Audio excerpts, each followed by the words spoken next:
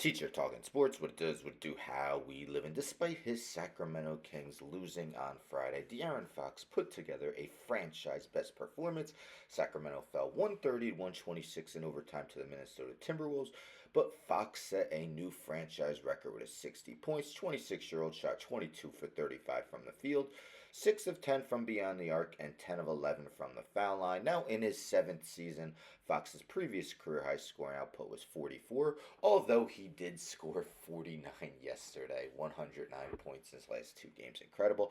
Previous franchise single game scoring record remained unbroken for nearly 6.5 decades. Hall of Famer Jack Twyman dropped 60 points on January 15th, 1960. The team was then known as the Cincinnati Royals. Out of the 30 current NBA franchises, the Kings' single game scoring record had been the record that had stood the longest. That is until Fox's performance on Friday surpassed Twyman's mark. Which players now have the longest standing single game franchise scoring record? There have been 6 that have lasted since 1990. Let's take a look. Starting with the oldest, Golden State Warriors, Wilt Chamberlain, 100 points on March 2nd, 1962. There's a reason that Chamberlain's team scoring record has lasted more than 6 decades. It's because nobody else in NBA history has come within even 18 points of his 100. While Chamberlain holds countless records that seem unbreakable, he was a notoriously poor free throw shooter. Not on March 2nd, 1962, though, as he went 28 of 32 from the charity stripe. Utah Jazz, Pete Maravich, 68 points on February 25th, 1977. Known as the New Orleans Jazz back in 1977, Maravich dropped 68 on the New York Knicks on February 25th of that year.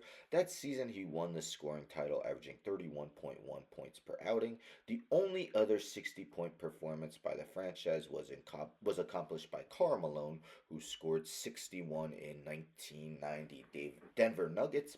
David Thompson, 73 points, April 9th, 1978. Thompson and George Gervin were engaged in a battle to win the scoring title on the last day of the 1977-78 season. Thompson was given the green light to go for it, and he scored 73 points. While he was a superb scorer, he never had more than 44 points in any other game. It wasn't enough to win the scoring title, though. Playing later in the day, Gervin needed 59 points to overtake Thompson as a scoring champ. He scored 63. Atlanta Hawks, Dominique Wilkins, 57 points, December 10th, 1986. 57 points has actually been reached 4 times by a Hawks player, with Wilkins doing it most recently about 38 years ago. The Human Highlight film also scored 57 in a game exactly 6 months prior to that. The other 2 times that a Hawks player scored 57 are Lou Hudson on November 10th, 1969, and Bob Pettit on February 18th, 1961. They were then known as the St. Louis Hawks. Michael Jordan, 69 points on March 28th, 1990. It shouldn't surprise anyone that Jordan has the franchise single game scoring record. As a matter of fact, he scored at least 57 7 times while donning a Chicago jersey. Other than Jordan, Chet Walker has the most points in a game for the Bulls with 56. And let's end with the Los Angeles Clippers. Charles Smith, 52 points, December 1st, 1990. Smith's 52-point outing came nearly 34 years ago. On that day, he tied Bob McAdoo's single-game franchise record for points scored.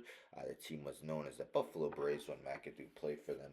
While Smith had an excellent outing for the Clippers on his franchise record evening, don't ask Knick fans what they think about him. But anyhow, yes, these are the longest standing single-game scoring records by a player in each franchise's history.